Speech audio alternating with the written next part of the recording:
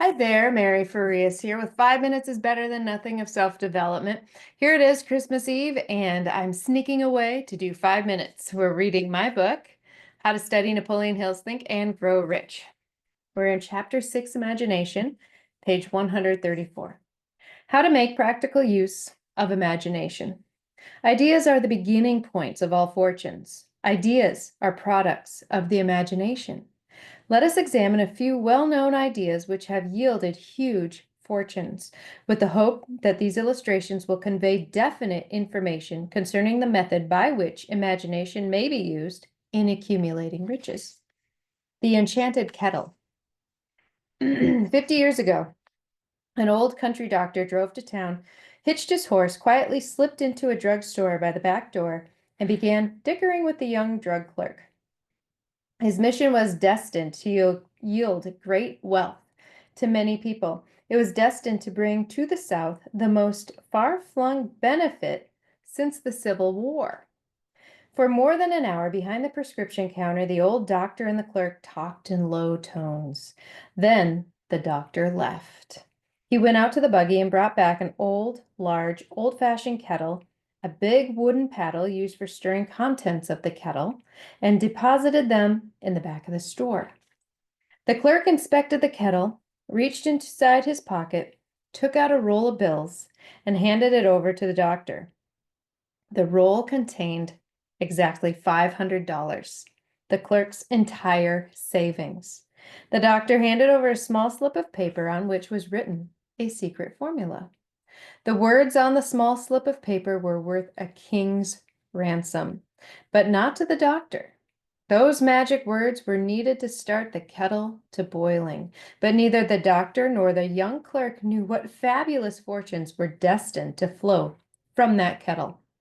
The old doctor was glad to sell the outfit for $500. The money would pay off his debts and give him freedom of mind.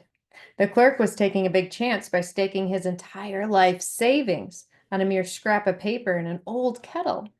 He never dreamed his investment would start a kettle to overflowing with gold that would surpass the miraculous performance of Aladdin's lamp.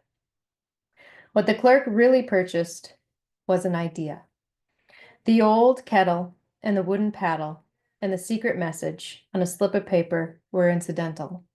The strange performance of that kettle began to take place after the new owner mixed with the secret instructions an ingredient of which the doctor knew nothing. Read this story carefully. Give your imagination a test. See if you can discover what it was that the young man added to the secret message, which caused the kettle to overflow with gold. Remember, as you read, that this is not a story from Arabian Nights. Here you have a story of facts, stranger than fiction, facts which began in the form of an idea. All right, I'll finish the story tomorrow. But what this is saying is that we need to really begin thinking. Bob Proctor, in almost every single one of his seminars, many times over, says, think. He uses the word think. We cannot come up with new ideas if we are not involved in thinking. If we're involved in worry and fear and doubt, we're not thinking. If we're thinking about old past memories and rehashing those, that's not the thinking that we're talking about. We need to begin creating new ideas, new methods, new ways of moving forward. That is authentic, real thinking. Ideas are the beginning points of all fortunes. We cannot form ideas without thinking.